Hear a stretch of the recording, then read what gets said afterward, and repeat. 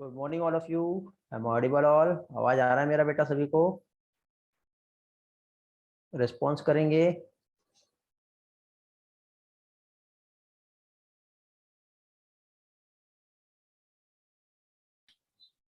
Good morning Anushka, good morning Aryan, good morning Chaitali, good morning Pradnya, Ninad, Aditya, good morning, very good morning Atharva.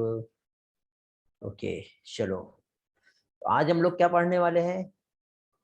आज हम लोग देखेंगे molecular basis of inheritance का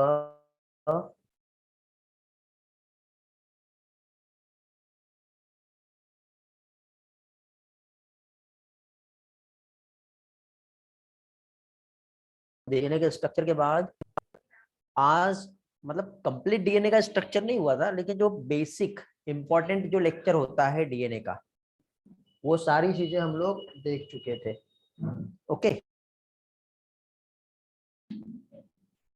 तो अभी यहाँ पे कुछ और भी कंसेप्ट है जो एग्जाम में जनरली पूछे जाते हैं। तो जैसे कि स्पेशली जो बॉन्ड वगैरह जो होते हैं, क्या होते हैं, कैसे होते हैं, ये सारी चीजें हम लोगों को देखना है। ठीक है बेटा, तो स्टार्ट कर दे फिर जल्दी से विदाउट डिले किए, क्योंकि देखो हम लोगों ने यहाँ पर जो देखे थे डीएनए का स्ट्रक्चर, क्या चीज, डीएनए का जो स्ट्रक्चर हम लोग यहाँ पर देखे थे, तो पहली चीज तो सबसे पहले यदि हम देखें तो जो डीएनए है, ठीक है, क्या चीज, ये जो डीएनए है ये किससे बना है? तो ये डीएनए बना होता है बहुत सारे न्यूक्लियोटाइड से।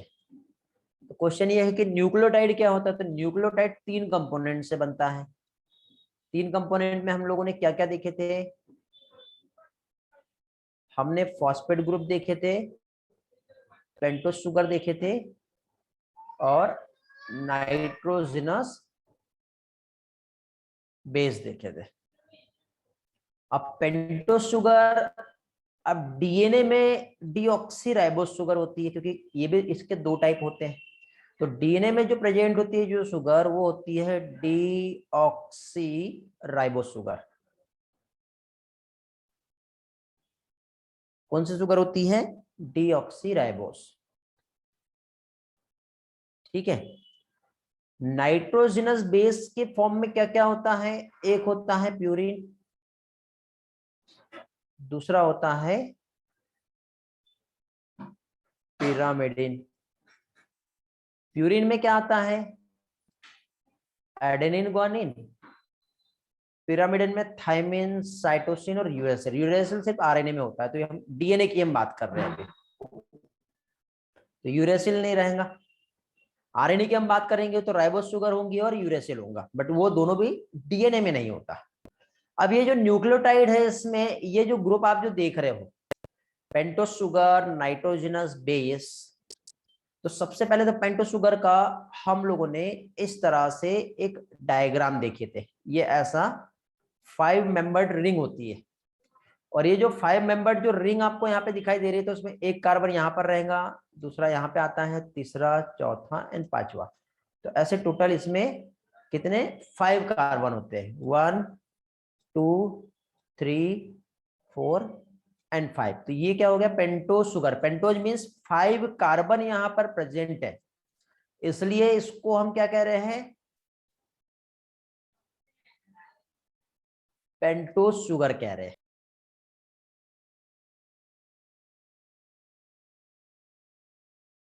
ओके, मम्मी आपकी आवाज ज्यादा आ रही है, बाकी लोगों की नहीं आ रही।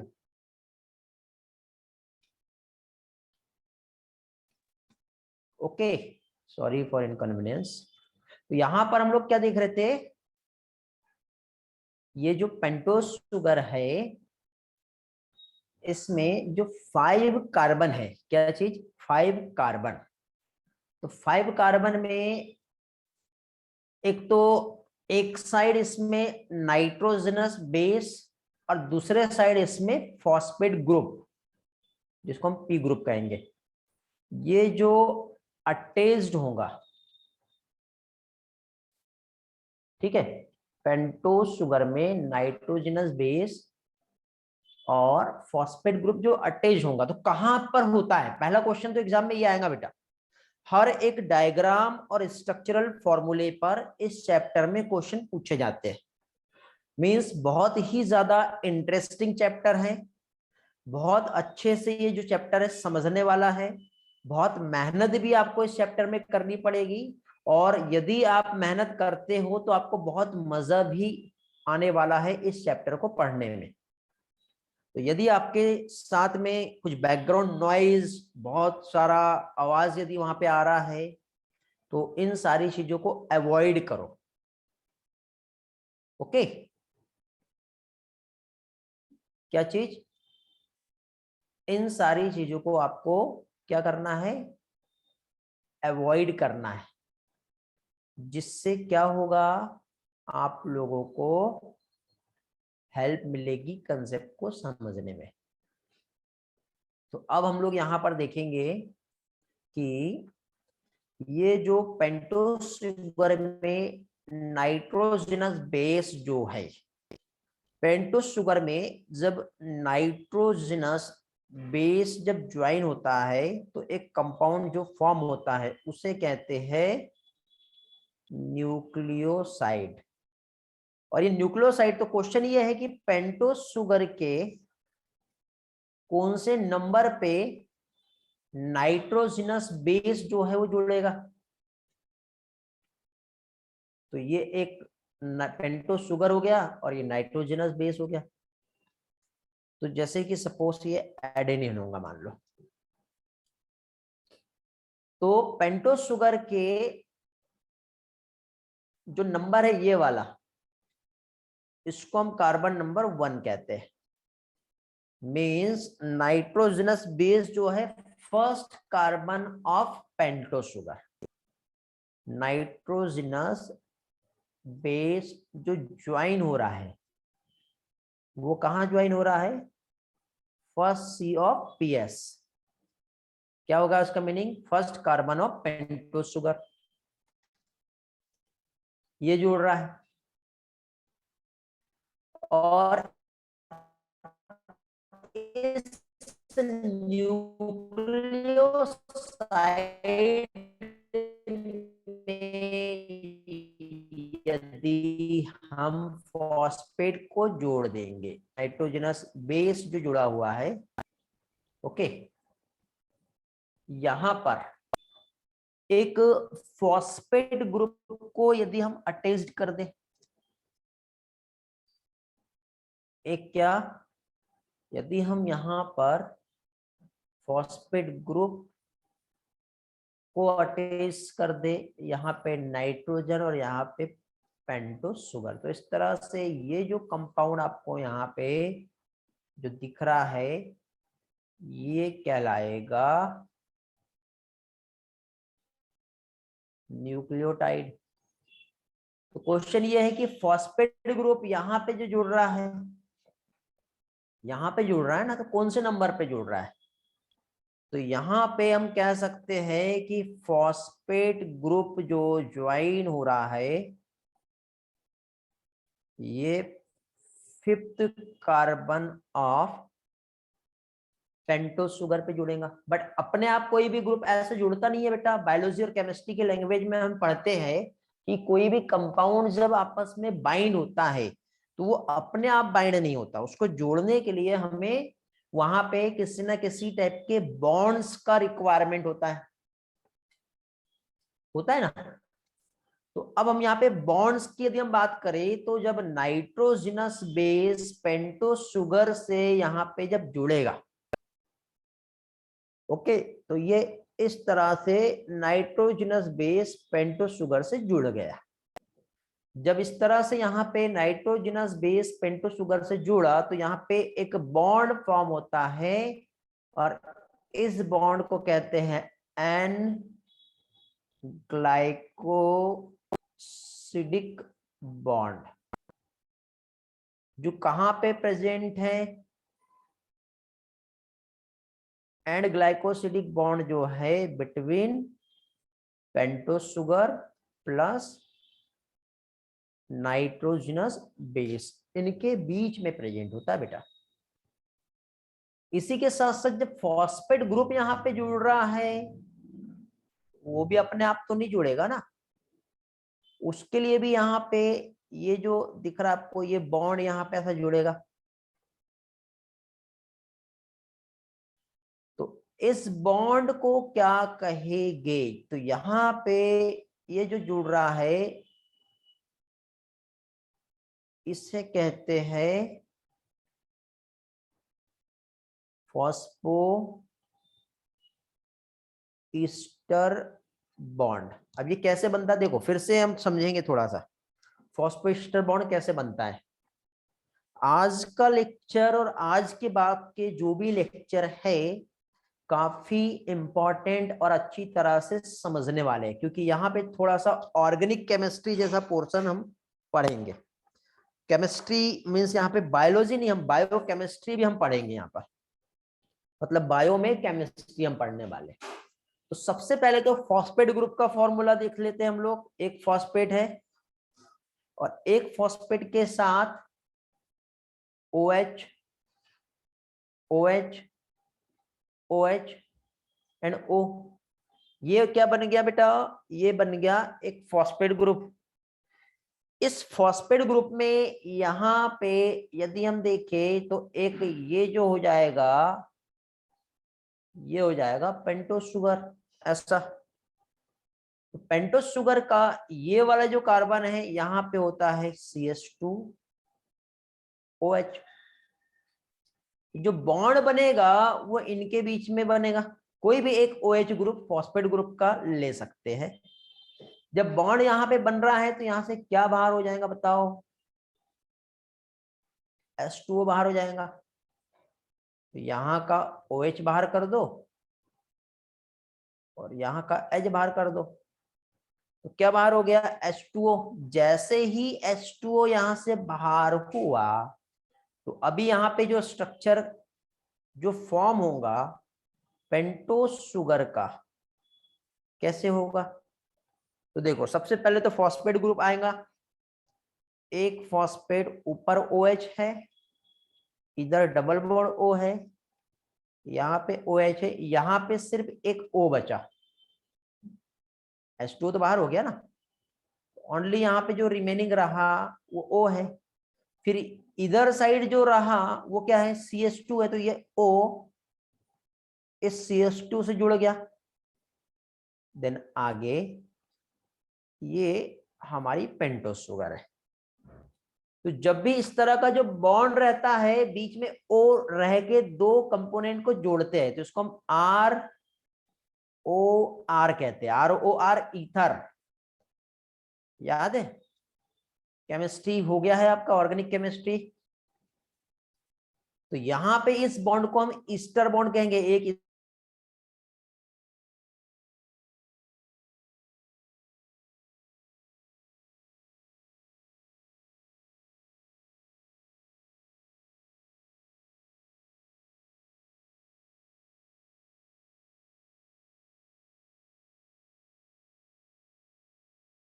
आपको समझ में आ रहा होगा।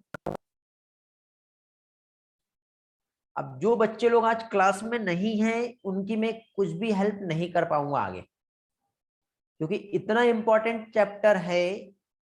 यदि आप लोग मिस कर जाते हो तो आपको बहुत ज्यादा प्रॉब्लम आएगी। मींस ये चैप्टर में आप बंक नहीं करना है और ट्राई करोगे इस चैप्टर को लाइव में ही आप लोगों को समझना है, लाइव ही करनी है।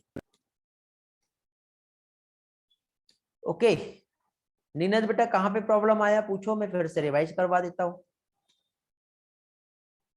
आदित्य बेटा पूछो कहाँ पे प्रॉब्लम आया, फिर से रिवाइज करवा देता हूँ।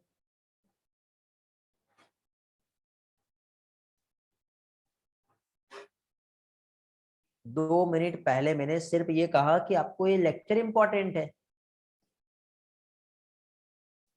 अथर्व बार बार डाई ईस्टर बोल रहा है। बेटा अथर्व आप एक स्टेप आगे जा रहे हो, डाई ईस्टर तो पढ़ाया ही नहीं मैंने, अभी सिर्फ हम ईस्टर बॉन्ड देख रहे हैं। ईस्टर बॉन्ड मीन्स जब एक फॉस्फेट ग्रुप पेंटोस शुगर से जुड़ेगा तो यहाँ पे एक O ग्रुप है, कैसे बना, तो ये दोनों में से H2O बाहर हो गया, तो इस बॉन्ड को हम ईस्टर बॉन्ड कहते हैं।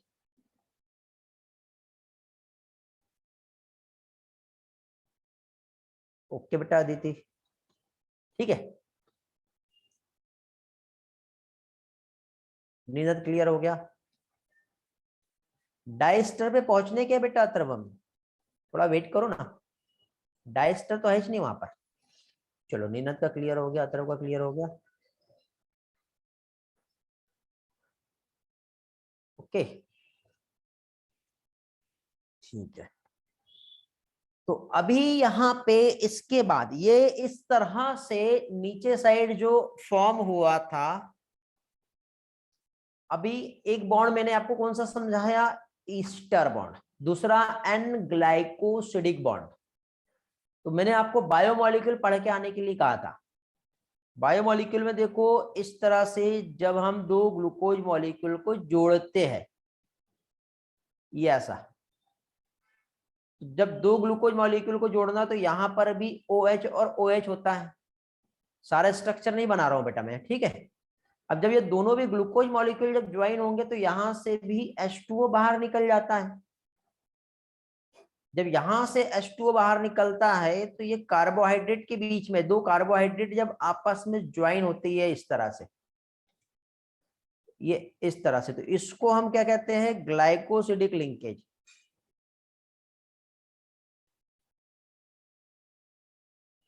बाकी जितने भी बॉन्ड है केमिस्ट्री में आप डिटेल में पढ़ोगे, अभी पढ़ोगे या फिर आगे आने वाले टाइम में पढ़ोगे, in case next higher education में आप जाते हो तो उस टाइम पे पढ़ोगे। तो अभी सिर्फ नाम याद रख लो, ज्यादा अंदर घुसना नहीं है हमको। अब ये ग्लाइकोसिडिक लिंकेज है, लेकिन यदि ये glycosidic linkage nitrogenous base plus carbohydrate mean sugar, ऊपर भी शुगर थी ना, ये दो शुगर है, ये ग्लूकोज है, ये भी एक शुगर है और उसके बाजू में भी एक शुगर है, तो उनके बीच में जुड़ा ना, तो यहाँ पे देखो एक तो नाइट्रोजनस बेस और शुगर इनके बीच में जुड़ता है, और जब यहाँ पे बॉन्ड बनता है तो उसे एन ग्लाइकोसिडिक बॉन्ड कहते हैं। देखो उसे पढ़ना नहीं है, समझना है, मैं बार बार कह रहा हूं आप लोगों को, ठीक है। और ये चैप्टर लास्ट में आप लोगों के लिए मैंने रखा था इसलिए ताकि आपको अच्छे से समझ में आए, और लास्ट मोमेंट पे आप समझोगे तो उसके एग्जाम में आपको उसका हेल्प भी अच्छा मिलेगा, ठीक है।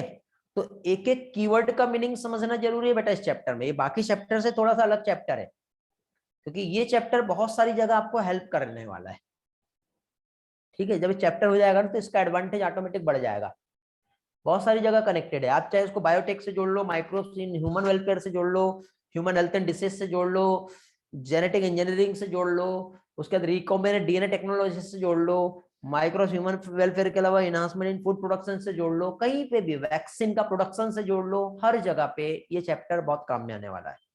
रिकॉम्बिनेंट डीएनए टेक्नोलॉजी के अलावा जो डीएनए फिंगरप्रिंटिंग होता है वहां पे आप कनेक्ट कर सकते हैं इस चैप्टर को, ह्यूमन जीनोम प्रोजेक्ट जो होता है उसमें आप कनेक्ट कर सकते हो, तो इतनी सारी बायो इन्फॉर्मेटिक्स जो होता है उसमें आप कनेक्ट कर सकते हो। अब इतने सारे नाम तो आप सुने भी नहीं होंगे, और इतना सारा जो है डिटेल में एनसीईआरटी में नहीं है, लेकिन ये चैप्टर हर जगह कनेक्ट है।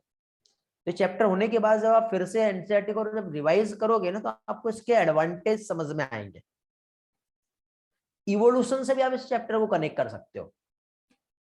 फिर आप बोलोगे कि सर जब ये चैप्टर इतनी सारी जगह इसका इंपॉर्टेंट है तो पहले हमने क्यों नहीं पढ़े, तो बेटा पहले इसकी जरूरत नहीं थी, मैंने जो सीक्वेंस लिया हूं बहुत परफेक्ट सीक्वेंस लिया हूं, ठीक है।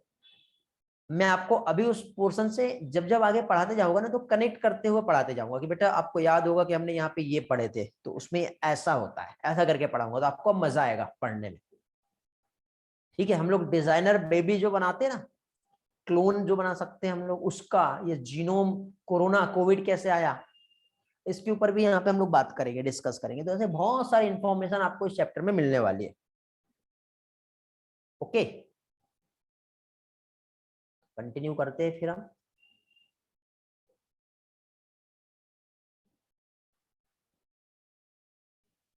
तो एन ग्लाइकोसिडिक बॉन्ड समझ गया बच्चा, सभी को रिस्पॉन्स कर दो।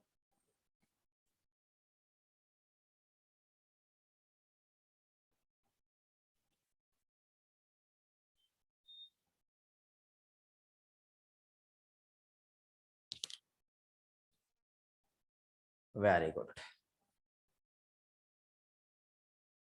इस चैप्टर में जरूरी एनिमेशन भी मिलेंगे आपको, स्लाइड्स भी मिलेगी, ड्राइंग भी मिलेगा, पिक्चर्स भी मिलेगा, हर एक चीज आपकी क्लियर करवा के दूंगा मैं। मेरे साथ साथ चलो, अच्छे से समझो, जहां प्रॉब्लम आती है पूछते हुए चलो, जल्दी नहीं करना है इस चैप्टर में। जैसे मैंने कहा था ना कि इसके पहले हम लोगों को जैसे enhancement food production, microbes welfare, ये जो चैप्टर थे पढ़ने वाले वो स्लाइड वाले थे, समझाने जैसे नहीं थे, पढ़ने जैसे थे, बट फिर भी मैंने आपको एक बार रिवाइज करवा दिया। ह्यूमन हेल्थ एंड डिसीज का बहुत सारा portion direct to direct slide से समझने वाला था, बट ये चैप्टर ऐसा नहीं है। ठीक है, तो जल्दी इस चैप्टर में नहीं करना। हाँ, ह्यूमन हेल्थ एंड डिसीज उसमें आप जल्दी कर सकते हो, माइक्रोब्स वेलफेयर उसमें जल्दी कर सकते हो। आप देखे भी होंगे हमारे एक एक दो दो लेक्चर में microbes welfare, enhancement food production शायद 2 या 3 लेक्चर में हो गया, हुआ कि नहीं? बट ये चैप्टर ऐसा नहीं है। चलो तो आगे बढ़ते हैं।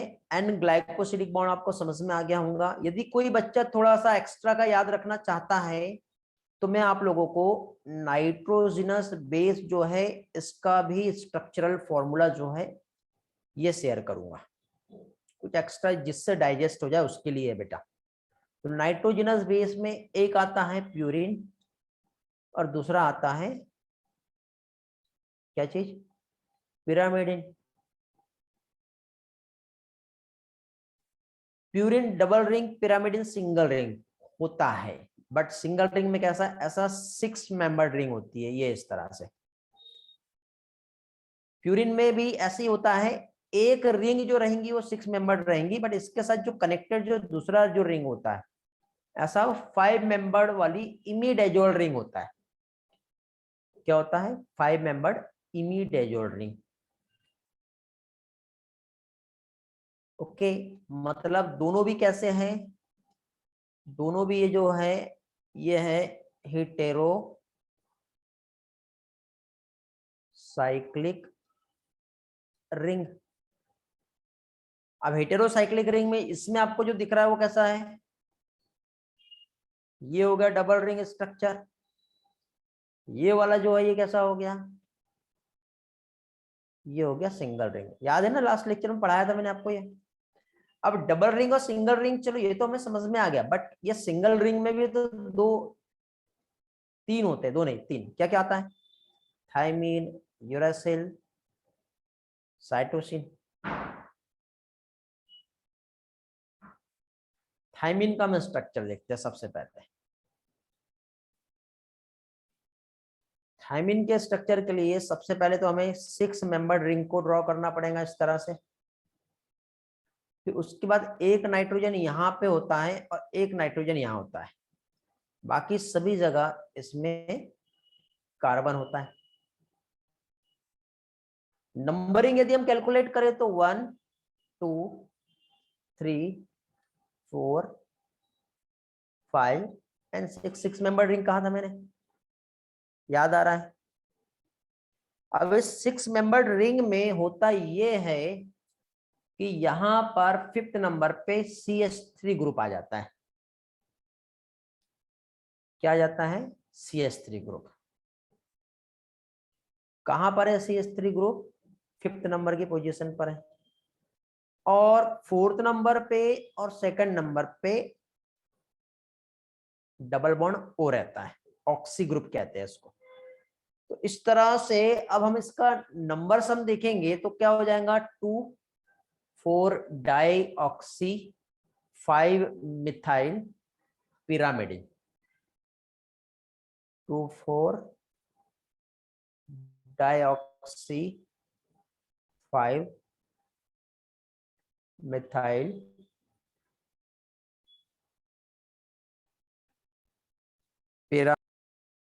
पिरामिडिन। ठीक है बेटा, इसी का दूसरा नाम जो है वह है थाइमिन। अब ये कई बच्चों को याद नहीं रहता, तो इसको याद रखने के लिए ट्रिक दे रहा हूं बेटा। ये एक टेबल है, टेबल है ये। इस टेबल पे इस जगह पे आपने एक चाइल्ड को बैठा दिया, इसको एक चाइल्ड को। एक बच्चे को बैठा दिया, CH3 मतलब चाइल्ड ही रहेगा ना। लेकिन स्टेबल, अभी बच्चा बेटा बहुत छोटा है बेटा, हो सकता है कि 2 साल का भी नहीं होगा, 2 ईयर का बच्चा है, और बच्चा तो शरारती है, मस्ती करेगा, उसको तो उतना समझता भी नहीं है। तो यदि इस टेबल पे इस बच्चे को आपने बैठा दिए तो क्या होगा, बच्चा गिर सकता है।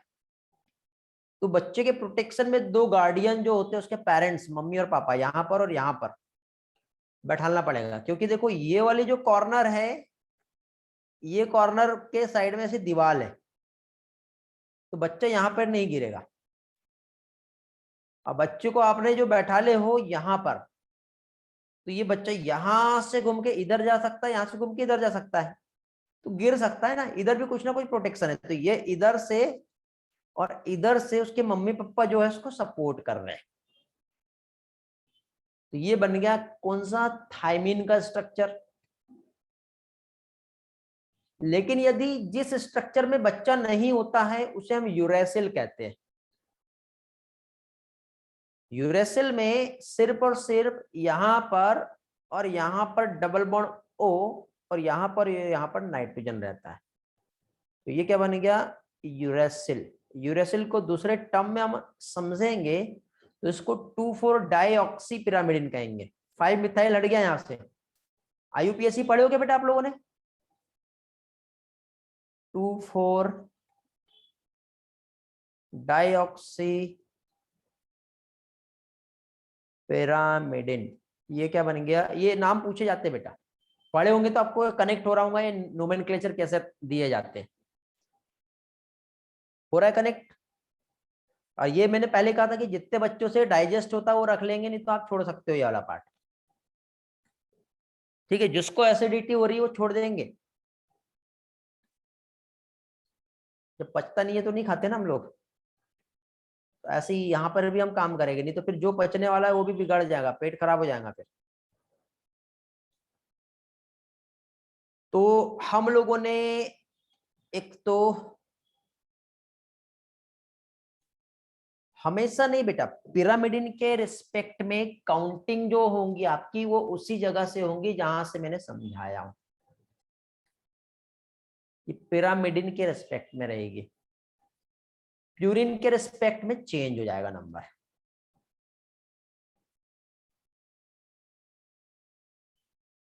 और ये नहीं पचता तो मैंने जो स्लाइड मेरे पास है उस स्लाइड में ये वाला पार्ट मैंने ऐड नहीं किया हूं। मैं स्लाइड में एक्स्ट्रा इन्फॉर्मेशन नहीं देता हूँ, स्लाइड में मैं सिर्फ और सिर्फ एनसीईआरटी ही प्रोवाइड करता हूँ, और आप बहुत अच्छे से जानते हो उस बात को। जो चीज स्लाइड में नहीं मिली आप छोड़ सकते हो।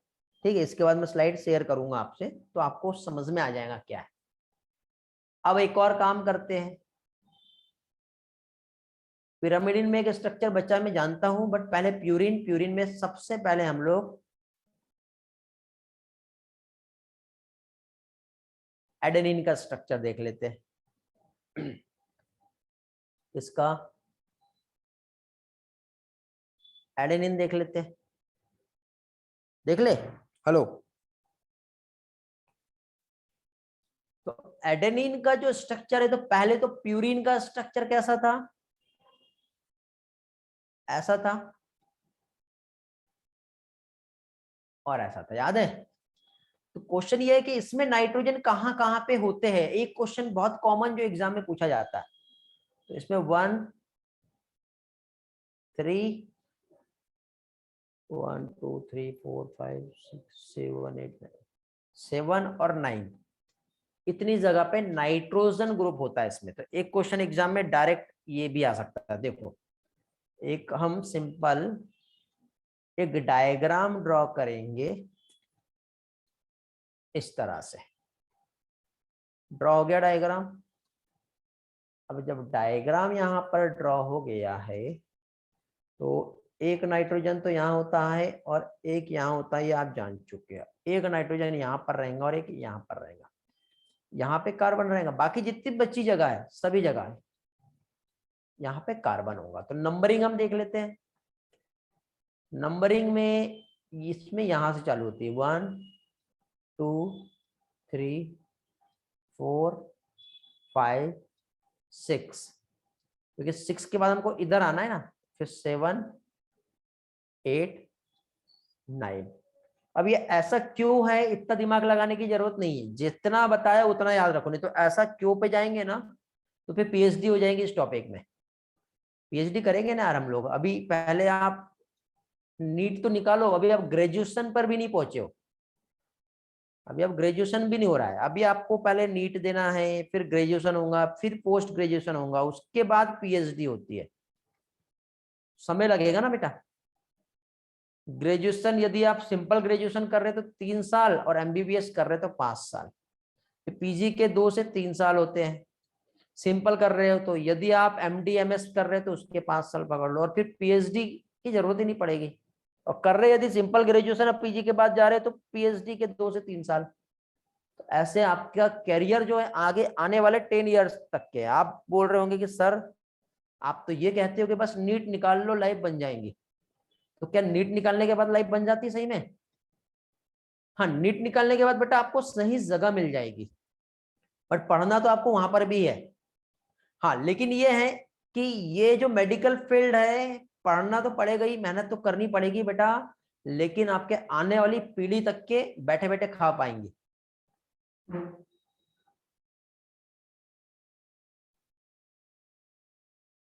आधी लाइफ पढ़ने में ही गई है, एमबीबीएस प्लस एमएस। बेटा देखो, आप ये सोच रहे हो,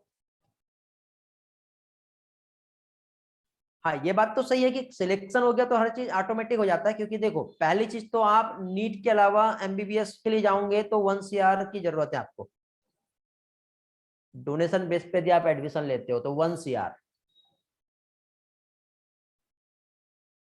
और ये 1 CR को आपको कमाने में 1 ईयर लगेंगे ओनली, यदि आप एमबीबीएस कर लिए तो 1 साल में आप इतना कमा सकते हो, लेकिन अच्छे डॉक्टर बने, अच्छी जगह पहुंच गए तो। और ये कब पॉसिबल है? थ्रू द नीट, क्योंकि नीट में आपको 1 CR नहीं लगेंगे, नीट में आपको 0 रुपए लगेंगे। डोनेशन तो कुछ है ही नहीं, जो आपका बुक का खर्चा होता है, हॉस्टल भी फ्री मिल जाता है कभी कभी, तो स्कॉलरशिप भी मिल जाती है, हाँ सब मिलता है। और कुछ लगा भी तो बेटा, जितना आपको अभी घर पे रहने और खाने के लिए लग रहा है उतना आपको नीट क्वालिफाई करने के लिए लगेगा। और नीट क्वालिफाई नहीं करता है, कर पाते हो, और यदि आपके पास पैसा है तो 1 करोड़ रुपए पास में रखो। मेरे कई सारे स्टूडेंट ऐसे हैं जो जीएमसी में क्वालिफाई हो गए, उनका एमबीबीएस हो गया है, ठीक है। एक डॉक्टर सनी करके है, उसका एमबीबीएस हो गया, जीएमसी से ही था, वो निकल गया अभी। अभी उसको एक्चुअली न्यूरो सर्जन बनना था, बट अभी प्लान चेंज हो गया। अभी क्या कर रहा हूँ, अभी वो डायरेक्टली कहाँ पहुंच गया, वो अभी आईएएस बनना बोलते, तो दिल्ली गया उसकी कोचिंग के लिए, तो जीएमसी वाला है। कुछ बच्चे हैं जैसे एक यूक्रेन में गया है, ठीक है, एक चाइना में चला गया, तो वहां पे उनको 50 लाख के आसपास, 50 to 60 लाख के आसपास खर्चा आ रहा है, ठीक है, एमबीबीएस करने के लिए। वो नीट क्वालिफाई नहीं हो पाए थे प्राइवेट वाले। जो इंडिया से करना चाह रहे हैं उनको 1 से 1.5 करोड़ तक के का खर्चा आ रहा है, डोनेशन बेस पे जो पढ़ रहे हैं। नहीं बेटा, मुझे जरूरत नहीं थी और मुझे वहां पे जाना ही नहीं था, ठीक है। ऐसा कुछ नहीं है बेटा, यूपीएससी करने का एडवांटेज ऐसा कुछ नहीं है। कई लोग डॉक्टर, आईपीएस, आईएएस ऐसा भी होता है कि नहीं।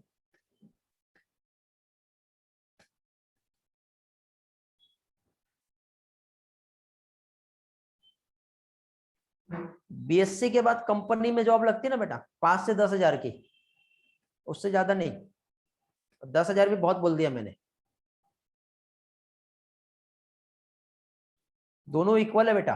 देखो, डॉक्टर के पास जो पैसा आता है उसका कोई टैक्स नहीं होता, और आपको कोई हिसाब नहीं देना पड़ता है,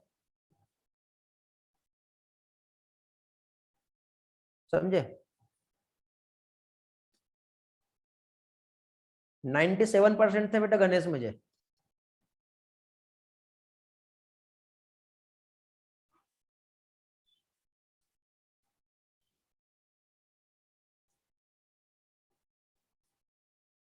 तो टॉपिक पे आ जाए अभी हम लोग, इसलिए मैं आपको एक ही चीज कह रहा हूं कि आपके पास अभी ही चांस है।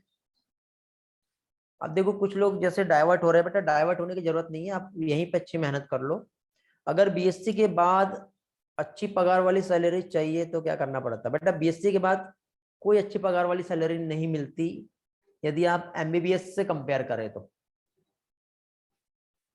ठीक है, बीएससी और एमएससी यदि आप करोगे, ठीक है, तो बीएससी और एमएससी के बाद आज के टाइम पे हमारी इंडियन इकोनॉमी ऐसी हो गई है, कंपटीशन इतना हो गया है, महंगाई इतनी बढ़ गई है, उसके बाद भी जो सैलरी आज एमएससी किया हुआ भी जो फ्रेशर्स है वो 10,000।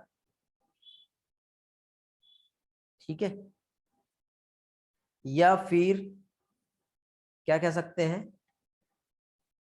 5 ईयर 6 ईयर का एक्सपीरियंस भी हो गया और कोई कंपनी में काम कर रहा है, मल्टीनेशनल कंपनी में, तो 30 से 40 हजार इतना ही पहुंच पाएगा वो। ठीक है, यदि प्राइवेट कंपनी की बात है तो।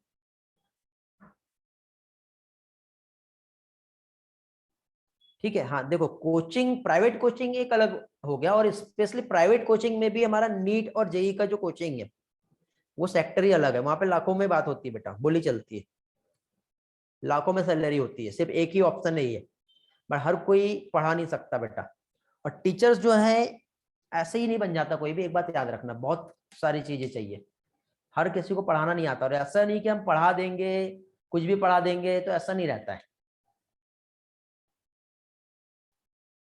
हाँ, नेट सेट का होता है ना बेटा, मेरा क्वालिफाई है, मेरा क्वालिफाई है, लेकिन उसके बाद भी आगे फिर वैकेंसी चाहिए वहां पे जाने के लिए। ठीक है,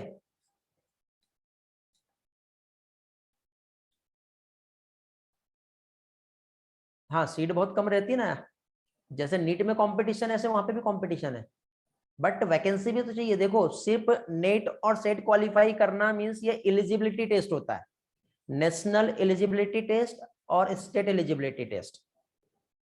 ठीक है, ये एलिजिबल हो गए आप, एक तो पीएचडी के लिए और लेक्चरशिप के लिए आप एलिजिबल हो गए, फिर एलिजिबल होने के बाद फिर स्टेट वाइड या फिर जो भी सेंटर जब लेक्चरशिप की वैकेंसी निकालेगा तो उसका अगेन एक एग्जाम लेगा, तो उस एग्जाम के लिए आपको एलिजिबल होना पड़ेगा।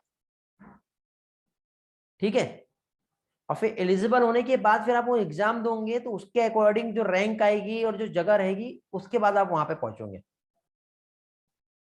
मेरा एलिजिबिलिटी टेस्ट क्वालिफाई है, बट उसके बाद अभी तक के ऐसी वैकेंसी ही नहीं आई कि मैं उसमें अपियर हूं, पहली चीज। और दूसरी चीज, अभी मैं जहां पर हूं, ठीक है, अभी जिस जगह पे हूं मैं एक एक्सपीरियंस जगह पे हूं, और वापस से मैं उस जगह पे जाऊंगा तो अपना सैलरी को कम करके जाना पड़ेगा ना मुझे, फिर तो फिर कोई फायदा ही नहीं है वहां जाने का।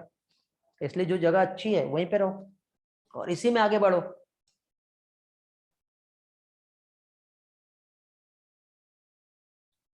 ओके, क्योंकि देखो उसके बाद फिर अलग अलग राउंड्स भी होते हैं। मैंने 2013 में साइंटिफिक ऑफिसर की एग्जाम क्वालिफाई किया था,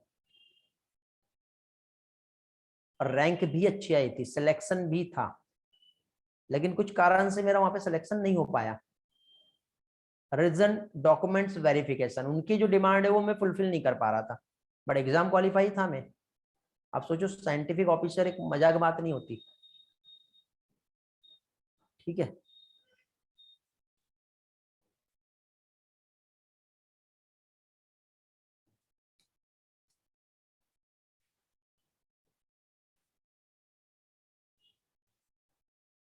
1 to 5 लाख पर मंथ के आसपास होता है बेटा अथर्व, मुंबई पुणे में डॉक्टर्स की, एमबीबीएस डॉक्टर। बट सीनियर की बात हो रही है, फ्रेशर्स जो प्रैक्टिस में जा रहे हैं वो तो 20-30 हजार रुपए में भी काम करते हैं फिर, और खुद का हॉस्पिटल रहा तो करोड़ों में बात होती है।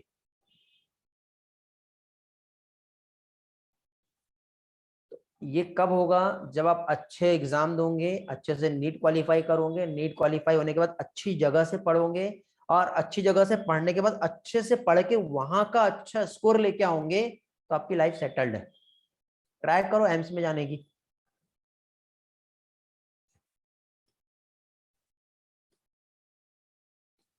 बीएमएस का बेटा लेवल थोड़ा लो हो जाता है ना, होम्योपैथी में पहुंच जाते हैं फिर।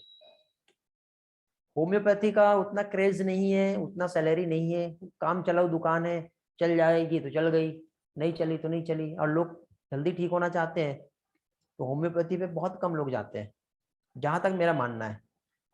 आप नागपुर में देखो, हर एक गली के बाद एक हॉस्पिटल है जहाँ पे एमबीबीएस डॉक्टर बैठता है। बेटा गवर्नमेंट जॉब तो हर इसमें होती है, गवर्नमेंट जॉब हर इसमें होती है, लेकिन उसको क्वालिफाई उसको भी करना पड़ेगा ना। जैसे आप नीट का प्रिपरेशन कर रहे हो, जैसे आपने मान लो एमबीबीएस कर लिया, एमडी कर लिया, मान लो एमडी के लिए भी क्वालिफाई करना पड़ेगा। एमबीबीएस आपने कर लिए, उसके बाद आपको गवर्नमेंट जॉब में ट्राई करना, तो उसके भी एग्जाम और उसकी वैकेंसी, उसका कंपटीशन, ये सारी चीजें। हाँ लेकिन इतना है कि एक डॉक्टर कभी खाली नहीं बैठता, उसको जॉब नहीं मिला तो खुद का क्लिनिक खोल के अपना खर्चा चला सकता है। और वहां पे उसने यदि ईमानदारी और ऑनेस्टी से काम किया ना, तो पेशेंट की भरमार रहेंगी, और वो मतलब कहते हैं ना, लोगों के लिए यदि जियोगे तो आपका ऑटोमेटिक रास्ता क्लियर हो जाएगा, वैसा भी होता है। और टैलेंट की तो कदर होती है हर जगह बेटा। यदि आप अच्छा पढ़ाई करके अच्छे डॉक्टर बनोगे तो आपको अच्छा सैलरी, मतलब सैलरी की जरूरत नहीं पड़ेगी, फिर पेशेंट आके पैसे देके जाएंगे आपको, हाथ देखने के भी 500 रुपए मिलते हैं, विद इन 5 मिनट 500 रुपीज। और आपने 50 से, और आज के टाइम पे एक डॉक्टर का टारगेट ही रहता है कि पर डे 200 पेशेंट को देखना है, 200 मल्टीप्लाई 500। और ये भी पर डे का नहीं रहता, ये एक टाइम, छोटा सा जो टाइम स्लॉट होता है 2 से 3 घंटे का, उसमें उसका इतना टर्नओवर हो जाता है एक दिन का। फिर वो अलग अलग जगह टाई अप कर लेता है, फिर उसका इवनिंग का ओपीडी रहता है, फिर स्पेशल उसका ऑपरेशन, यदि वो डॉक्टर कुछ स्पेशलिस्ट है तो उसका ऑपरेशन वगैरह ऑपरेट कर रहा है यदि, तो उसका अलग रहता है। तो आप सोचो एक डॉक्टर के पास कितने सारे ऑप्शंस है, तो अच्छी जगह जाओ ना बेटा।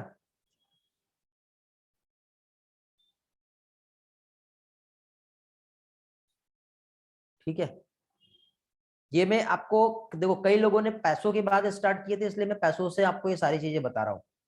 ठीक है, अब इसमें देखो सबसे बड़ी चीज बेटा, ये पैसा, कुछ लोग अभी इस चीज के लिए भाग रहे हैं, बट सबसे पहली चीज तो ये है कि सबसे इंपॉर्टेंट किसी की लाइफ को सेव करना, किसी की लाइफ को सेव करना बहुत इंपॉर्टेंट है।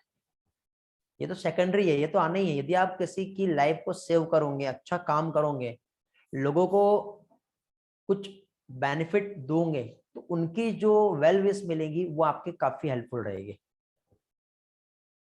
और वही चीज आपको लाइफ में आगे बढ़ने में हेल्प करेगी। आपका नेम, आपका फेम, हर चीज होगा। ओके, समझे बेटा। और अभी लास्ट ईयर भी जो स्टूडेंट मेरे जो सिलेक्ट हुए हैं, उन लोगों को मैंने एक ही चीज कहा है कि सिर्फ डॉक्टर नहीं बनना है, एक अच्छे डॉक्टर बनना है। ठीक है, आप चाहो तो मैं उनसे आपकी बात करवा दूंगा, कभी भी मिलेंगे जो डॉक्टर, मतलब एमबीबीएस जिनका अभी चल रहा है। ठीक है, तो उनको मैंने एक ही चीज कहा था कि सिर्फ डॉक्टर नहीं बनना है, अच्छे डॉक्टर बनना है। और अच्छे डॉक्टर मतलब जो लोगों की नजरों में जिसकी एक इमेज रहे, जिसके अंदर अपनी खुद की एक क्वालिटी रहे, जो लोगों के लिए जिए। क्योंकि वो ऐसा करेगा तो ऑटोमेटिक उसकी प्रोग्रेस होगी, क्योंकि जिसकी नीयत अच्छी है ना बेटा, तो उस जगह पे पहुंच जाएगा। और जो सिर्फ पैसों के लिए, यहाँ पे इतना जो मैंने कहा, ठीक है, जो सिर्फ इस फिगर को देखते हुए इस फील्ड में आएगा ना, वो कभी नहीं आ पाएगा। हमेशा याद रखना, इंटेंशन अच्छा है तो सिलेक्शन पक्का है।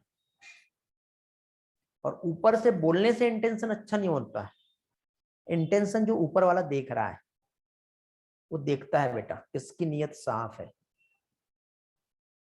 कई लोग बिना कोचिंग किए भी सिलेक्ट हो जाते हैं, घर पे सेल्फ स्टडी करके नीट क्वालिफाई हो जाता है, कई एग्जाम्पल है ऐसे। और इस साल भी जब नीट का रिजल्ट लगेगा ना, तो कई लोगों के जब आप देखोगे तो आपको मिल जाएंगे ऐसे।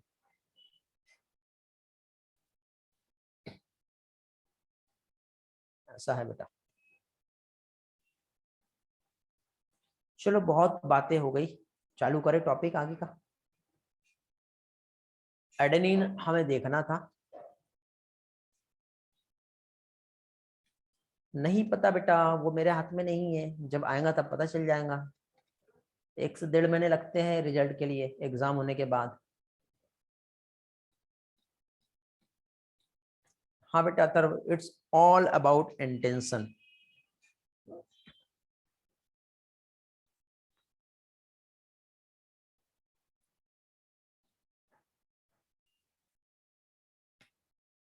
चलो काफी दिनों में अच्छी बातें हो गई, अब बहुत सारी बातें हो गई।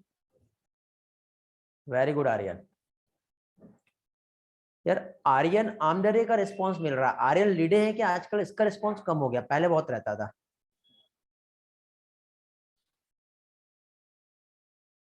आर्यन, अथर्व, पार्थ ये कंटिन्यू मेंटेन है बेटा, लेकिन अभी कुछ कुछ लोग ना चैट में भी रिस्पांस नहीं दे रहे हैं। है अरे किधर गायब हो बेटा, दिख नहीं रहे आजकल, चैट में भी रिस्पांस नहीं आ रहा आजकल आपका।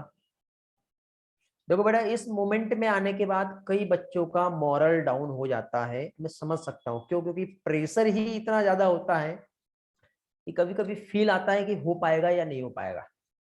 तो हमेशा याद रखना बेटा, अपने वरी टाइम को स्टडी टाइम में बदलो।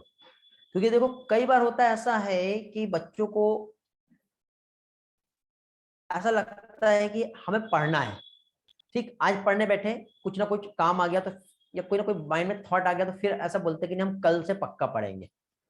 फिर कल पढ़ने बैठे तो कुछ ना कुछ फिर प्रॉब्लम आएंगी, फिर ऐसा बोलते हैं हम कल से पक्का पढ़ेंगे। हाँ सोचने में बहुत ज्यादा टाइम चला जाता है, और ऐसा होते होते होते होते हर दिन आपका बढ़ते जाएगा, और हर दिन जब बढ़ते जाएगा तो एक टाइम के बाद एग्जाम आ जाते हैं।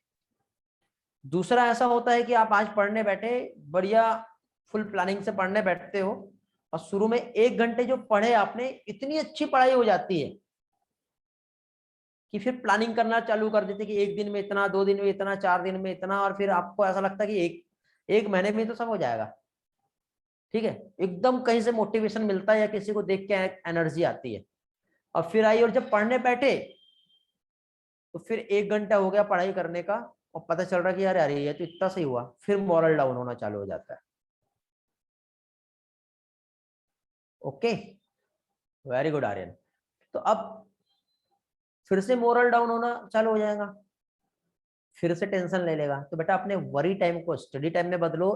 कभी भी ये मत सोचो कि एक दिन में जंग लड़ी जा सकती है और जीती जा सकती है, टाइम लगता है। और ये आपकी जंग ही तो है, आपकी लड़ाई आपकी खुद के साथ है, किसी और के साथ नहीं। आप पढ़ रहे हो, पढ़ते टाइम नींद आ गई, आप सो जाते हो।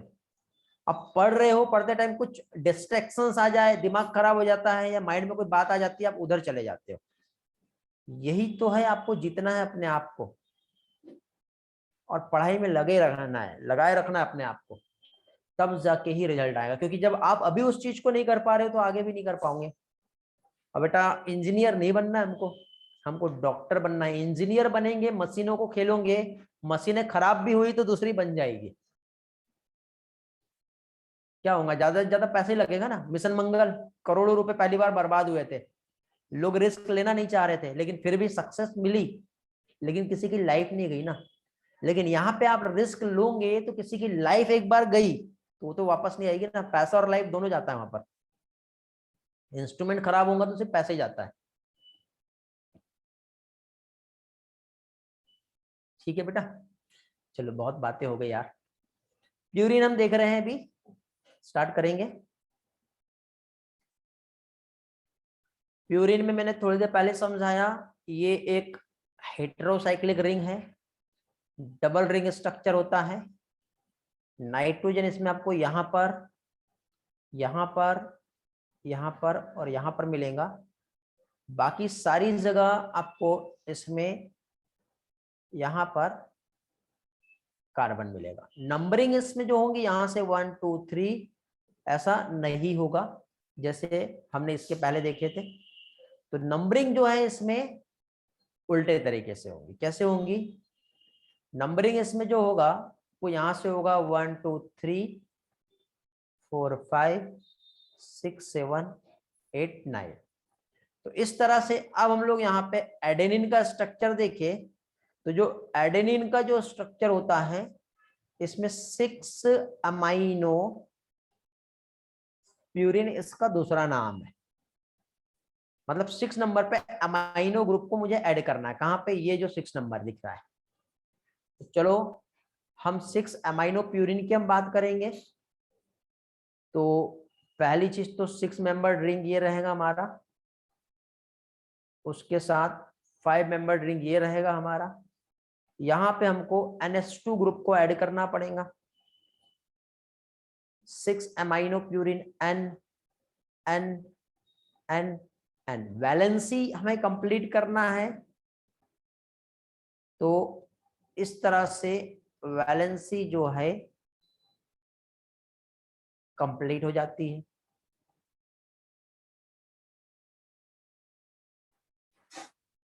और ये बन गया 6 अमाइनो प्यूरिन। ओके, आपको इसमें सिर्फ ये देखना, आपको कोई भी ये नहीं कहेगा कि ये ड्रॉ करके बना के दो, सिर्फ नाम और उसमें किस तरह से नेम आ रहा है ये याद रखना। तो आप इसमें सिर्फ NH2 ग्रुप को याद रखो, इसमें सिर्फ और सिर्फ आप NH2 ग्रुप कहां पर है ये याद रखो। इसको देख के आपको याद रखना है कि ये एडेनिन का स्ट्रक्चर है। थायमिन में आपको क्या याद रखना है बेटा, 2 जगह पे हाई ऑक्सी ग्रुप और 1 जगह पे CH3 ग्रुप है। इस तरह से आपको ये याद रखना है। और ये चीज आप यहां पे देखोगे तो इसमें सिर्फ और सिर्फ यूरेसिल में यहां पे सिर्फ H आएगा, मीन्स मिथाइल ग्रुप यहां से हट गया है। तो यहां पर भी आपको यही चीजें याद रखनी। कोई भी ये नहीं कहेगा कि ये स्ट्रक्चरल फॉर्मूला बना के दो। इन केस यदि एग्जाम में आ गया तो आपको नाम, अल्टरनेटिव नेम क्या है इसका, ये याद रखना है। और इसके स्ट्रक्चर कैसे हम पहचान पाएंगे ये याद रखना, क्योंकि डायरेक्ट रेडीमेड स्ट्रक्चर बना हुआ मिलेगा आपको।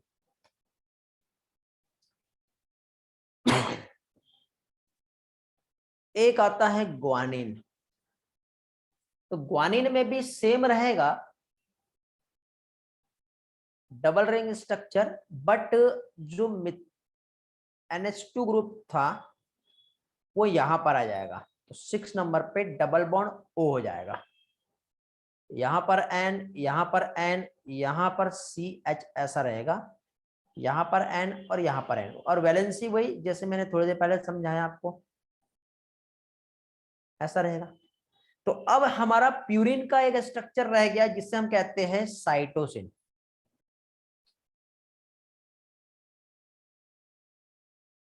साइटोसिन, तो ग्वानिन के नाम पे आप याद रखो, सिंगल रिंग ही बनाना है आपको।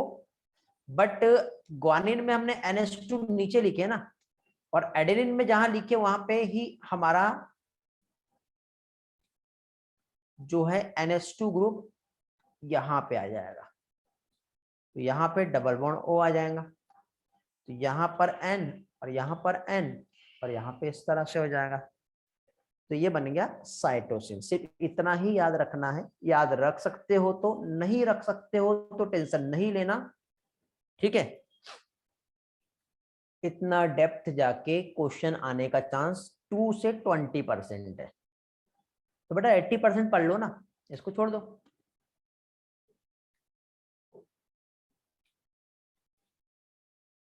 स्ट्रक्चर क्लियर हो गए, आगे बढ़े, जल्दी से बता दो। यस, तो हम आगे बढ़ते हैं। किसी को कुछ पूछना है तो पूछिए जल्दी से। प्रज्ञा से यस, गणेश से यस, हिमानी से क्लियर। Only 3 student responding. बाकी लोग, अनुष्का, चैताली, आदित्य भोगे, रेली, अथर्व, गणेश, साक्षी, स्नेहल, जानवी, तमन्ना, खुशी, आर्यन, लिड़े, प्रज्ञा, आर, मंजरी, एक कौन है पता नहीं, कीड़े मकोड़े का नाम है, साक्षी, कनिका, साक्षी राउत है। ये वो बच्चे हैं जिनका क्लियर हो गया है। नीनद लांजेवार क्लियर है। रिया का रिस्पांस आ गया है, रिया आर। नबीला, ओके, नबीला का रिस्पांस है। अनुज, प्रसाद, ओके बेटा, चलो आगे बढ़ते हैं अभी हम लोग। और इसके बाद ठीक है ना बेटा, रेली कोई प्रॉब्लम नहीं है, हाँ, बट ट्राई करो अभी क्या, अभी हर चीज समझे।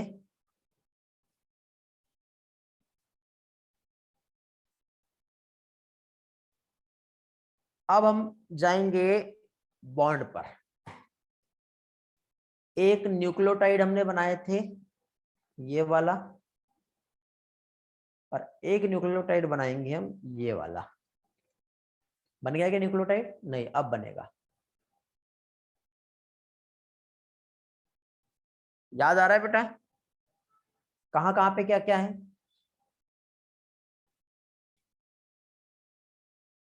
Nitrogenous base, phosphate group, pentose sugar.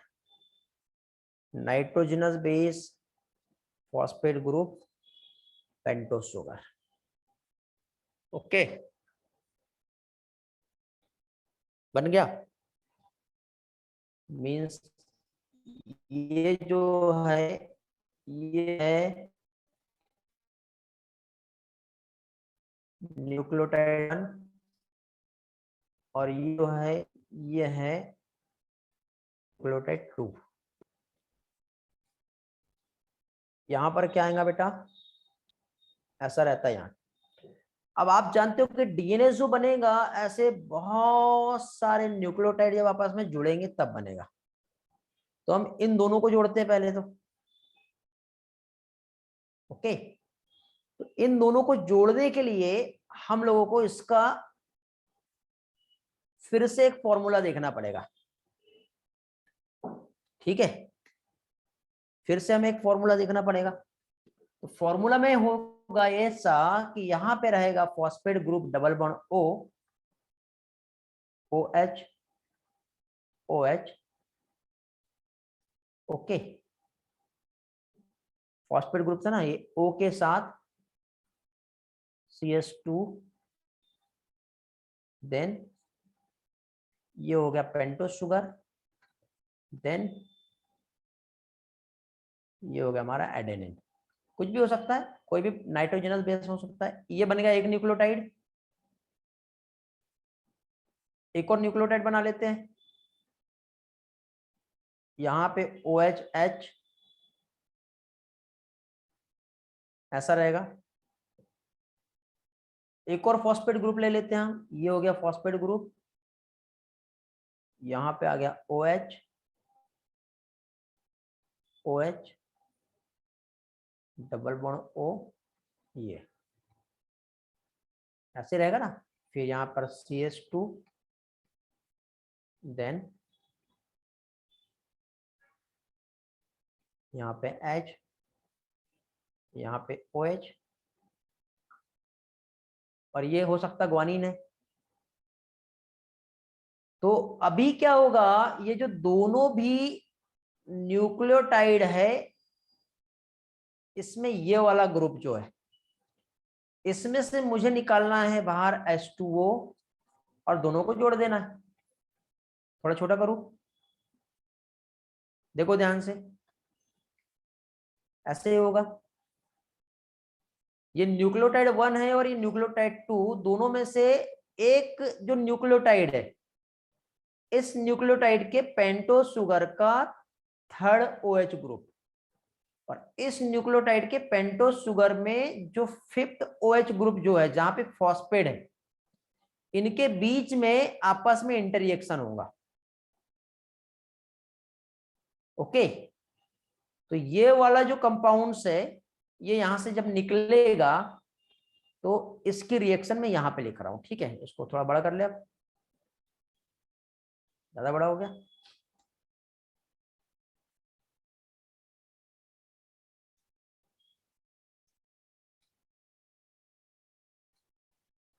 क्या देखे थे हमने? देखो, एक फॉस्फेट ग्रुप था double bond O, OH, OH, O, CH2।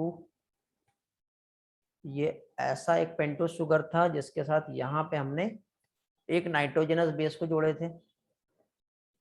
उसके बाद दूसरा यहां से जब OH निकला, ठीक है, ये देखो ये फॉस्फेट है, ये OH है, ये ऐसा था यहाँ पे। क्या होगा, बाहर निकलेगा। देखो फिर से एक काम करते, बना लेते हैं, यहाँ पे ऐसा करते हैं, यहाँ पे OH लिख लेते हैं, और ये फॉस्फेट है, यहाँ पे OH, double bond O, OH, फिर एक O के साथ CH2,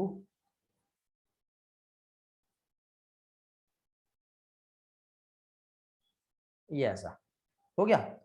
इनके बीच में से जब मुझे H2O बाहर निकालना है, ठीक है, क्या बाहर निकालना है, H2O जब मुझे यहां से बाहर निकालना है, तो H2O यहाँ का H, ये वाला, और यहाँ का OH, ये वाला बाहर निकल गया। जब ये बाहर निकला तो ये डायरेक्टली ऐसा जुड़ जाएगा ना, जुड़ेगा। तो यहाँ पे कैसा, एक फॉस्फेट इधर है, ये एक O इधर रहेगा, एक O इधर रहेगा, दोनों तरफ क्या रहेगा, एक तरफ तो डबल बॉन्ड O रहेगा और एक तरफ OH रहेगा। तो इधर एक ऐसी शुगर जुड़ जाएगी और इधर एक ऐसे शुगर जुड़ जाएगी। तो ये 5th नंबर से जुड़ेगा, ये वाला जो है कहां पे जुड़ेगा, ये वाला, ये ऐसा दिख रहा है।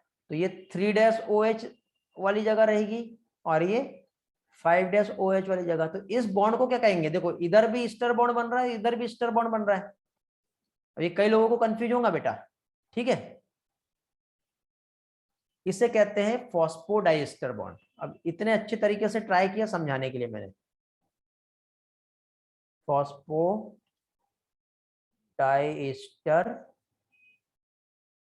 बॉन्ड।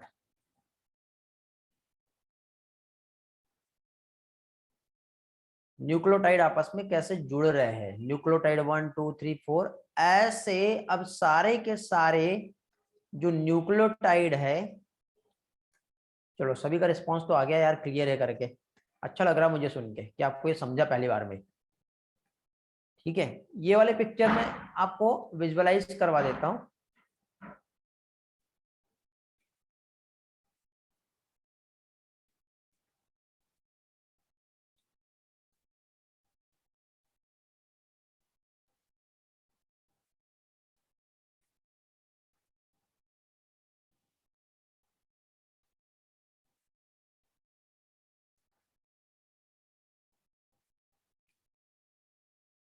ये देखो बेटा, ये फॉस्फेट है, ये पेंटो शुगर, एक nitrogenous base, phosphate pento sugar nitrogenous base, phosphate pento sugar nitrogenous base, phosphate pento sugar nitrogenous base. तो इधर 5 वाला है, इधर 3 मतलब एक 3 ऐसा फ्री रहेगा और एक 5 ऐसा फ्री रहेगा। बीच में phosphodiester bond, phosphodiester bond, phosphodiester bond. तो ये जो बॉन्ड रहेगा क्या कहलाएगा, ये फॉस्फोडाइस्टर बॉन्ड कहलाएगा। समझा, ऐसा बनता है, इस तरह से बनता है बेटा ये। डाइन्यूक्लियोटाइड और पॉलीन्यूक्लियोटाइड कैसे बन रहा है, तो ये इस तरह से बनेगा। तो उसी के लिए अगेन एक और ये वाला पिक्चर देख लो, वही है पिक्चर, कुछ चेंज नहीं है, बट यहाँ पे उसको लेबल करते हुए स्पेसिफाई किया है। दो तरफ ईस्टर बॉन्ड है इसलिए फॉस्फोडाइस्टर बॉन्ड कहेंगे, और उसकी जगह क्या है, तो 3-OH और 5-OH, फॉस्फोडाइस्टर बॉन्ड।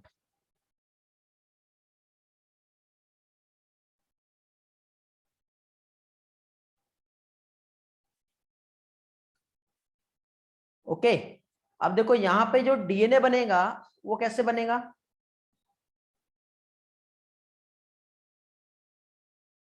ये पेंटो शुगर एक, ये दूसरी, ये तीसरी। ओके, ये इस तरह से ऐसी बहुत सारी पेंटो शुगर रहेगी। तो इधर फॉस्फेट, इधर फॉस्फेट, इधर फॉस्फेट, इधर एडेनिन, इधर ग्वानिन, इधर साइटोसिन। तो ये आपस में ऐसा जुड़ेगा, तो एक साइड का ये वाला जो है ये 5 डेज वाला फ्री रहेगा और इधर साइड का एक ये वाला जो है ये 3 डेज वाला फ्री रहेगा। इसलिए डीएनए का जो सिंथेसिस होता है तो इसमें आप देखना इधर 5 डेज और इधर हम 3 डेज, इधर 3 डेज और इधर 5 डेज लिखते हैं। मतलब डीएनए एक स्ट्रैंड ऐसा सिंथेसाइज होगा तो एक ऐसा होता है। तो ये 5 डेज टू 3 डेज और 3 डेज टू इधर से 5 डेज टू 3 डेज, ऐसा डीएनए का सिंथेसिस होता है। आगे चल के जब हम वाटसन एंड क्रिक का डबल हेलिकल मॉडल पढ़ेंगे तब आपको और अच्छे से समझेगा। ओके हाँ, दोनों अपोजिट डायरेक्शन पे सिंथेसिस होता है डीएनए का स्ट्रैंड।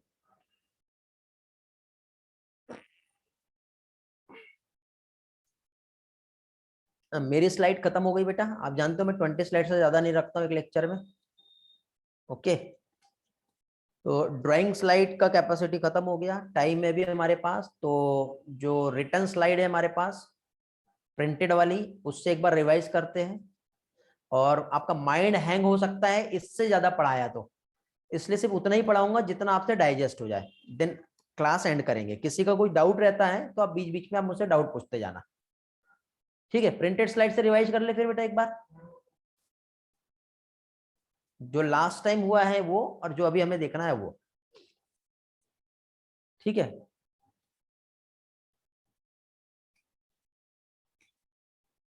हाँ बेटा अथर्व, तो molecular basis of inheritance, nucleic acid, DNA और आरएनए जो बिल्डिंग ब्लॉक्स होता है genetic material. Genetic material most of the organism में डीएनए रहता है। कुछ वायरस जैसे टीएमवी टोबैको मोजेक वायरस, इसमें जेनेटिक मटेरियल आरएनए होता है। आरएनए की हम बात करें तो आरएनए दो टाइप से होता है। आरएनए एक तो जेनेटिक मटेरियल की तरह भी काम करेगा और दूसरा नॉन जेनेटिक मटेरियल की तरह भी काम करेगा। तो जब नॉन जेनेटिक मटेरियल की तरह ये काम करता है तो उसमें टाइप्स आते हैं, इसके 3 टाइप्स होते हैं, ठीक है। एक होता है एमआरएनए जिसे हम मैसेंजर आरएनए कहते हैं, दूसरा होता है टीआरएनए जिसे हम ट्रांसफर आरएनए कहते हैं, और एक होता है आरआरएनए जिसे हम राइबोसोमल आरएनए कहते हैं। स्क्रीनशॉट लेके रखेंगे बेटा ये वाला। तो आरएनए एक तो जेनेटिक मटेरियल और दूसरा नॉन जेनेटिक मटेरियल, जो हमारा आगे का जो प्रोसेस जो होता है, कुछ प्रोसेस मॉलिक्यूलर लेवल पे उसको परफॉर्म करने के लिए नेसेसरी होता है। ये कैसे होता है आगे चल के क्लियर होगा बेटा। स्क्रीनशॉट हो गया।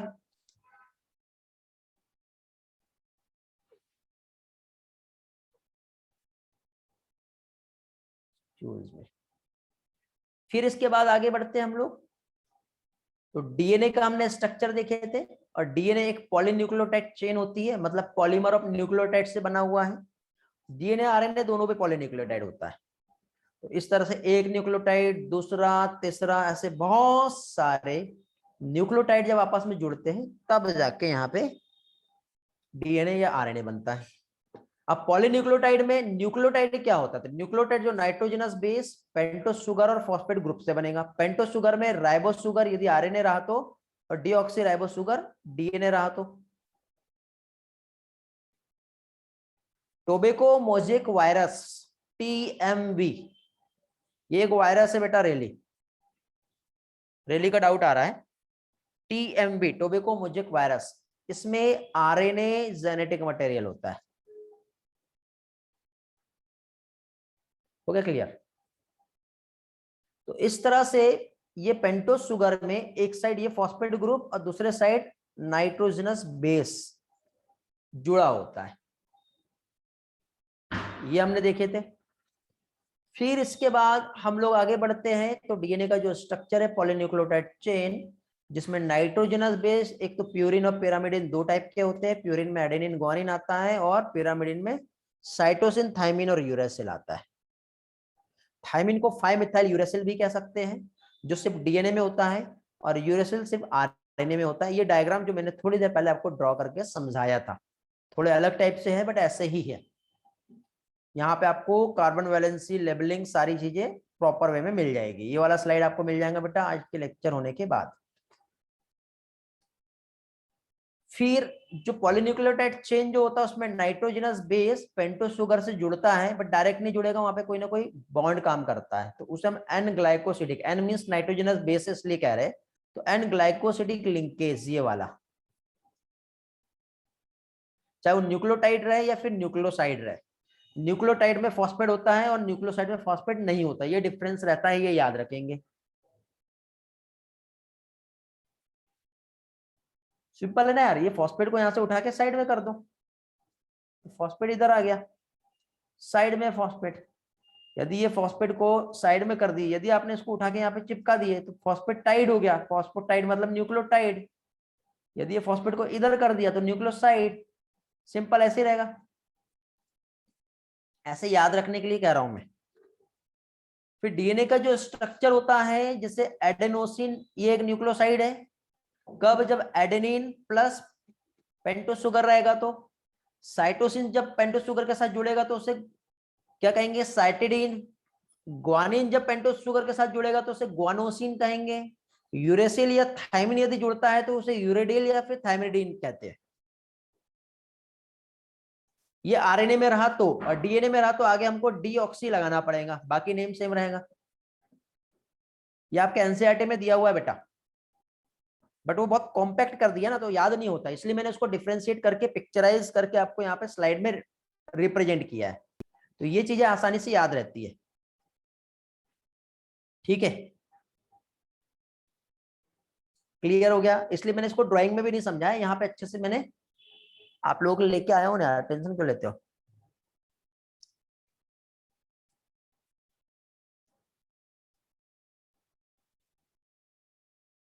इजी लग रहा है ना स्लाइड से? आपने पढ़े होंगे तो आपको समझ में आ गया होगा स्लाइड का एडवांटेज क्या है।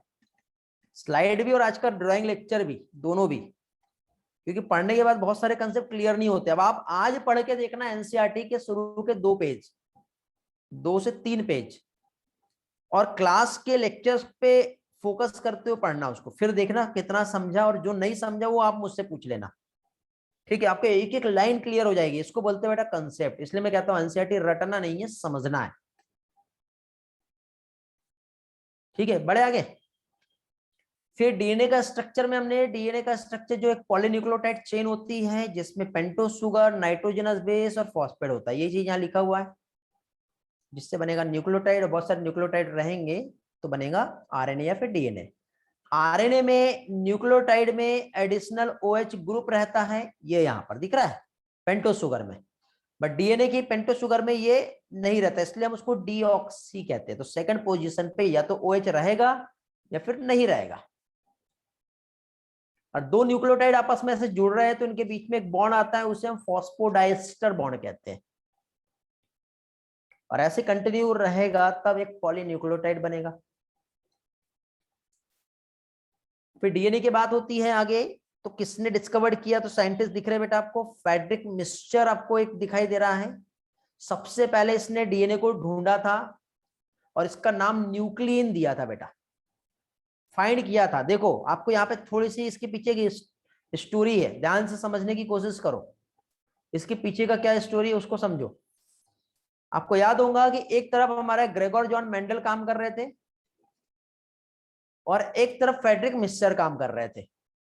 तो जो मेंडल है उन्होंने क्या कहा कि एक सेल के अंदर जो इनहेरिटेट हो रहा है, वो अंदर क्या हो रहा है, उनको न्यूक्लियस है उसके अंदर कुछ होता है वो नहीं मालूम था, बट जो इनहेरिटेंट होता है वो एक फैक्टर होता है, ऐसा कहा। मिस्चर ने कहा, क्या कहा, एक सेल है, सेल के अंदर न्यूक्लियस होता है, उसके अंदर एक सब्सटेंस होता है, उसको न्यूक्लिन कहा। क्या कहा? न्यूक्लिन। इन्हें ये नहीं मालूम था कि यही जेनेटिक मटेरियल होता है।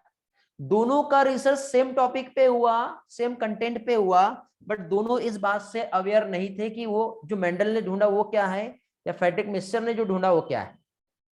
मेंडल ने यहाँ पे इनहेरिटेंस पैटर्न को बताया, बट इसने न्यूक्लियस के अंदर क्या होता है उसको बताया।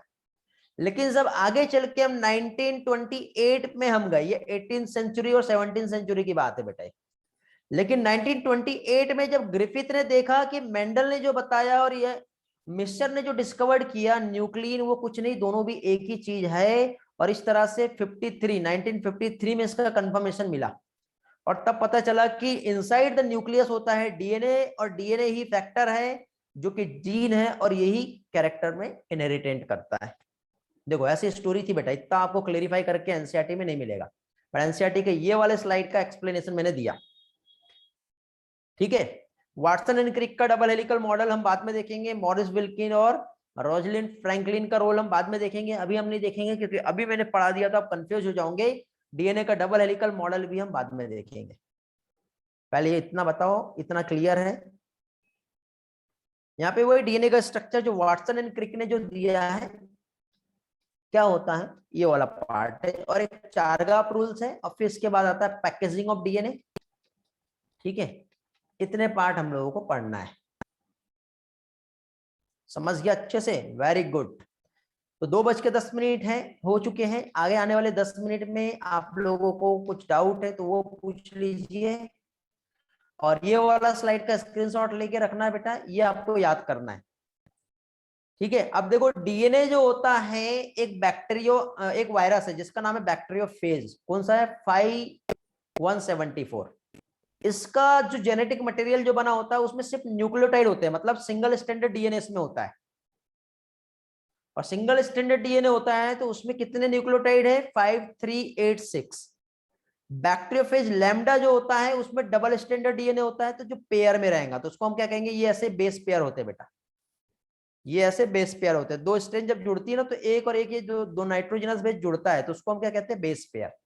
तो बैक्टीरियोफेज लैम्डा फेज में 48502 बेस पेयर होता है, ई कोलाई में 4.6 इंटू 10⁻6 बेस पेयर होता है, और ह्यूमन के हैप्लॉइड कंटेंट डीएनए में 3.3 इंटू 10⁻9 होता है, और डिप्लॉइड में हम देखेंगे तो कितना हो जाएगा, डबल कर लो उसको। ओके, तो ये वाला स्लाइड बेटा आपको याद करना है, आप चाहो तो ट्रिक बनाओ, चाहे तो रटो, लिख लिख के प्रैक्टिस करो या कुछ भी करो, बट ये आपको याद हो जानी चाहिए, हो जाएगा। इजी है, 2-3 बार पढ़ते तो ऐसे याद हो जाता है। Very good, 9.9 into 10⁻9 diploid content का रहेगा। चलो, तो अभी तक के आप लोगों को मैंने ह्यूमन फिजियोलॉजी के क्वेश्चन शेयर किया था, chemical control and coordination science share नहीं किया हूं। आज आप लोगों को मैं सॉल्यूशन प्रोवाइड कर दूंगा इवनिंग तक के, और सॉल्यूशन प्रोवाइड करने के बाद नेक्स्ट वाला जो असाइनमेंट है आपका पास्ट ईयर एनालिसिस का वो पोस्ट कर दूंगा। बहुत से बच्चे पोस्ट नहीं कर रहे हैं, बेटा ऐसा क्यों कर रहे हो यार, आपके लिए इतनी मेहनत कर रहा हूँ, प्लीज पोस्ट किया करो। बेटा ये स्लाइड रिपीट करने वाली नहीं है, ये स्लाइड याद करने वाली है बेटा रेली।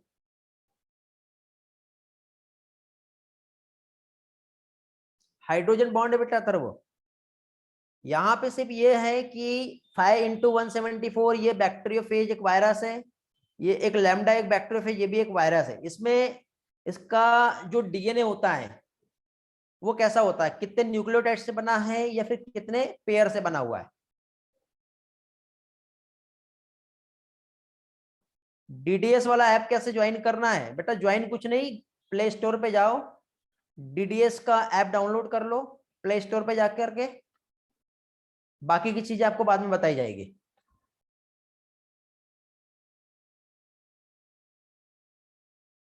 कहां पे सी दिख रहा है बेटा,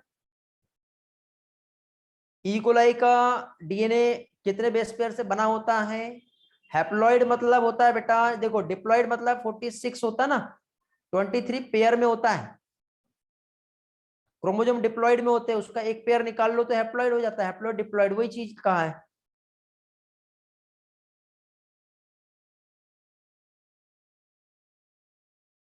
ये बेटा 5 × 174 कहते हैं, बैक्टीरियोफेज है, 5386 न्यूक्लियोटाइड, ये सी नहीं है, ये अल्फा बैक्टीरियोफेज है।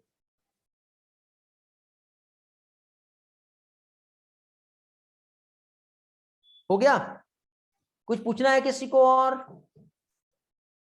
रिस्पॉन्स करो जल्दी से, नहीं पूछना तो आगे का पोर्शन रिवाइज करके आओ अच्छे से, और ये वाला भी रिवाइज करके आओ, और आज आपको आगे के असाइनमेंट मिल जाएंगे, पुराने वाले सॉल्यूशन भी मिल जाएंगे, पोस्ट हो जाना चाहिए सभी के।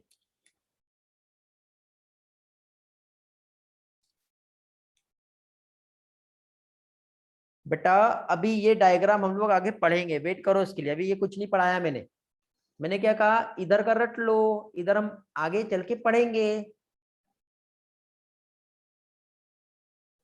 बेटा गणेश ये आगे पढ़ेंगे तब क्लियर हो जाएगा, आप सही हो, ऐसे ही है, बट क्लियर हो जाएगा, क्लियरिफाई करा दूंगा मैं।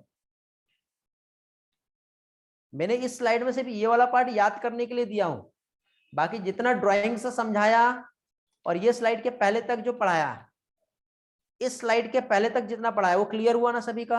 अभी आगे कुछ पढ़ाया नहीं हुआ, ये वाली स्लाइड ये सब क्लियर हुई ना? उतने ही रखो ना बेटा, डाइजेस्ट नहीं होगा, एक साथ खाना नहीं है हमको, एसिडिटी हो जाएगी नहीं तो।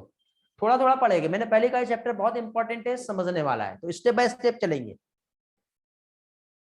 और at the end of chapter आपकी हर चीज क्लियर रहेंगी, ये मैं गारंटी दे रहा हूं, बट उसके लिए थोड़ा सा आपको वेट करना पड़ेगा।